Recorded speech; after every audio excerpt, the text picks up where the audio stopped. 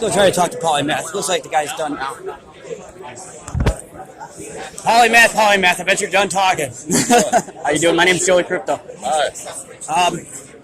So you guys doing the whole securities, tokens kind of thing. Yes. I figured I'd come up and talk to you because I have a token and it kind of involves securities. Okay. It's a token. It's a token called Safex, Okay. and they produce a dividends token when you put them in lock-in.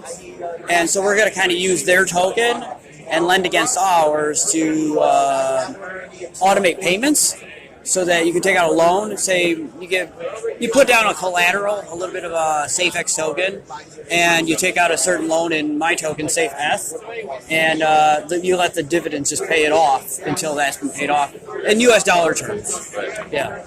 Interesting. Yes. Very cool. Thanks, man. Yeah. What was your name again? That's Graham. Graham? Yeah. Nice to meet you, Graham. So I'm kind of curious about Polymath and how, because I've done a little bit, I remember your guys' ICO, Okay. and I didn't get in on it. I kind of kicked myself a little bit because it was a good ICO.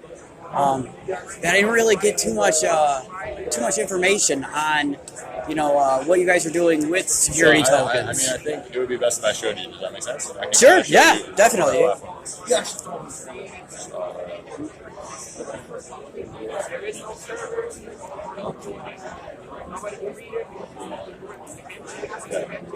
So here we go. So what we allow for is anybody to very easily create a financial security. Security token. Guys, okay if I watch? Yeah, go for it. But to me, Okay, nice. So what do you want your token symbol to be? SAF. Okay.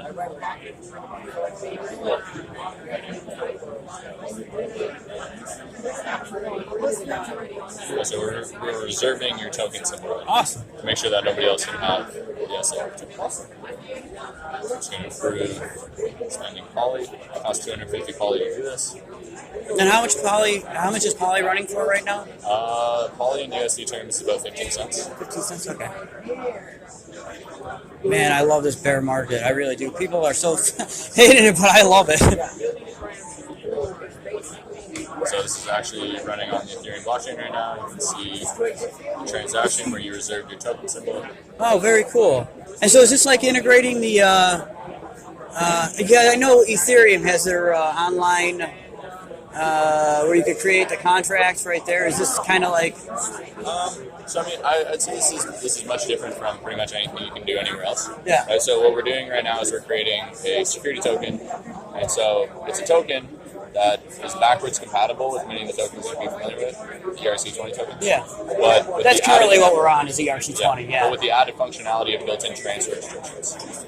So why is that important? Well, regulators require that issuers of financial securities know who their investors are. Yeah. You can't just issue securities to somebody in North Korea. For No, example, or China. Yeah. in many different jurisdictions, right, you're not allowed to issue securities to those people. I think it's here too.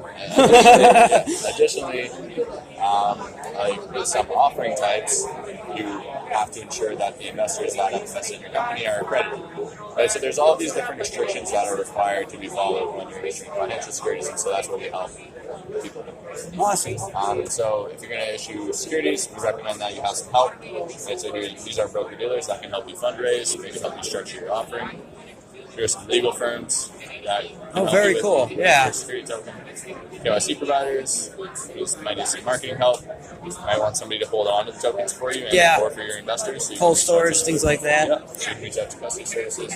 Prime Trust, if you want to talk to them, they're an SEC qualified custodian. Oh, okay. And so let's say you're ready to create your token. So let's create it.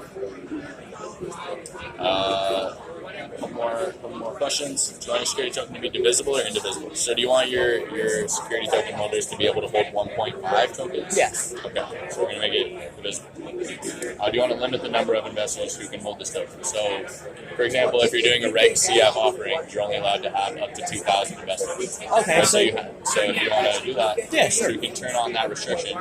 And now it is impossible for more than 2,000 people to hold this token. Awesome. And that's built into the contract? Yes. Wow, that's really cool, actually. Because Ethereum, there's no limit. You can't limit contract. I mean, literally, you could have as many wallets as you want. With it, in the ERC20 code, there is nothing about restrictions. No. Transfer restrictions, there is zero. And so that's what we've done. We've essentially built something that's backwards compatible with ERC20 with the additional functionality. See, that's why I walked up to you. Because what we're doing might require something like this. Okay. Yeah. Transactions getting put in a block. MetaMask.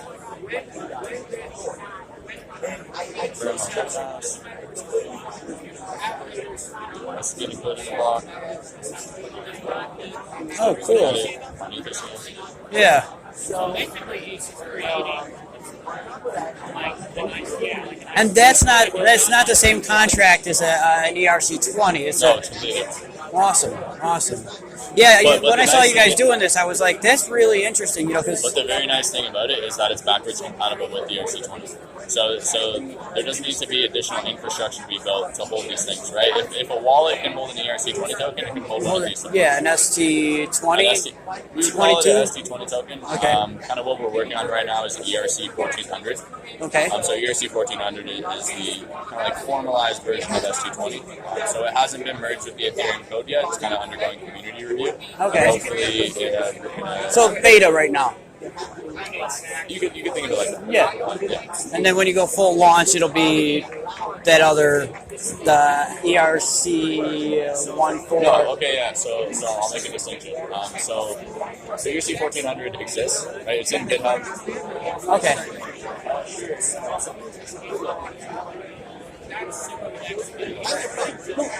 Still under development, though, is what you're saying. Yeah, so like the way that like an ERC gets kind of merged into the Ethereum code is somebody makes an EIP, an Ethereum improvement proposal, posts it to the community, the developer community gives a bunch of feedback, and then at some point, if the community likes it enough, and if the Ethereum core developers like it enough, they'll merge it into the Ethereum code. Okay. And so it has not been merged yet, but like You're we waiting hope that on it that, will yeah. gain an update, let's say in the next 6 months, 2 years. I wouldn't say hope. I definitely think that this, I think so too. yeah.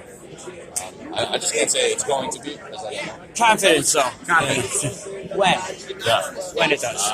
And so now you have your token. It exists on the Ethereum blockchain. Oh, kick You go ass. check it out. Here's your token. And now, how do you set how many tokens you have? So that's what we're about to do now. Okay. So first off, you can mint tokens to, let's say, your investors or yourself. Right? And so all you have to do for that is you have to have an Excel file, Oh, cool. and it's going to have The address. Ethereum addresses, Yeah, the contract. along with buy lockup restrictions, sell lockup restrictions, and dates at which any of the token holders have to redo their KYC. Oh, very cool. And it's the all amount of C. tokens you want to mint.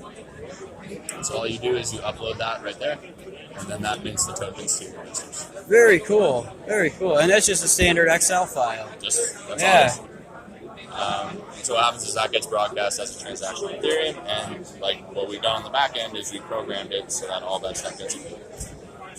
So then, additionally, if you want to do a security token offering, you can run capped SEO. So that's just a standard. Somebody sends you ETH or Poly or DAI, and then they get whatever a predetermined amount of your tokens. Oh, cool. So it automatically does the exchange. Yes. That's cool. Or more complex, this is pegged to you in US dollar terms. Oh, okay. So more like most that. businesses kind of deal in US dollars, and so their investor sends them what they believe to be $1,000, but they're not going to be happy if Ethereum prices change by 5%. Right, and then it goes down They thought that they agreed. $900 or something. And Yeah. so this contract is pegged to US dollars, so we're constantly updating Oracle that scans for the price of Poly even now. I'm gonna need your help, guys. I'm gonna. This is gonna definitely be something that will help my my lending Right. situation a lot. And so then, kind of how you can ensure that you're regulatory compliant is that the only way that someone can hold one of these tokens is if they're on a whitelist. So that Excel file that I looked at, Yeah. you'll upload something that looks And essentially it'll be the identical same thing with contracts. into here, and then that will be all of the investors that can hold the token. So those specific wallets, and Yes. that's it. Yes, nobody else can hold it. Awesome. So what happens anytime there's a transfer is the token calls a transfer manager, and the transfer manager goes, Is this address allowed to sell today? Yes. Okay, check mark. Is this address allowed to buy today? Yes. Okay, check mark. Transfer. And can you limit that? In terms of what? Like, say if you said, well, I don't want this address to sell today. Yeah, 100%. Okay. So that's So that's kind of like a limit on being able that's to this lock data. tokens where nobody can just steal them. correct. Yeah. That's excellent. Yeah. And so that's this date right here. So this is buy lockup restrictions, sell lockup restrictions. Cool. Cool. And so, for example, in Reg D offerings, typically investors in the U.S. can't sell for 12 months. Yeah. So you would just Lock it in for a year. Yeah. And kind of another thing that you can think about is maybe you're a founder of a company and you want to instill confidence in your investors, so you give yourself lockup periods over the next 5 years. Yeah. Yeah. So you can Well, think of it's any- also good too because, like, if you want, say some tokens like distribute tokens, like airdrop them throughout time. Like it's just kind of like a dividend, but not the same idea. You just airdrop. They call it something different. It would be the same way where you could say, okay, well, we're not going to do it until these open release dates, and then it'll automatically. Exactly. Oh man, that's awesome. Yeah, that's exactly what I'm looking for because I wanted to do release an airdrop like every quarter to all wallet holders. So that's something that we could definitely utilize. Yeah. Awesome. That's it. That's cool stuff, man. Awesome. Appreciate it. I'm glad you like it. Do you got a card or? I don't know. No? Fully digital. Okay, I yeah. have it on Telegram or something. Cool. Yeah. Awesome. I'm gonna grab a couple stickers here. Yeah, grab some stickers. Sure. Do you want me to all? Do you have Telegram on your phone? I do.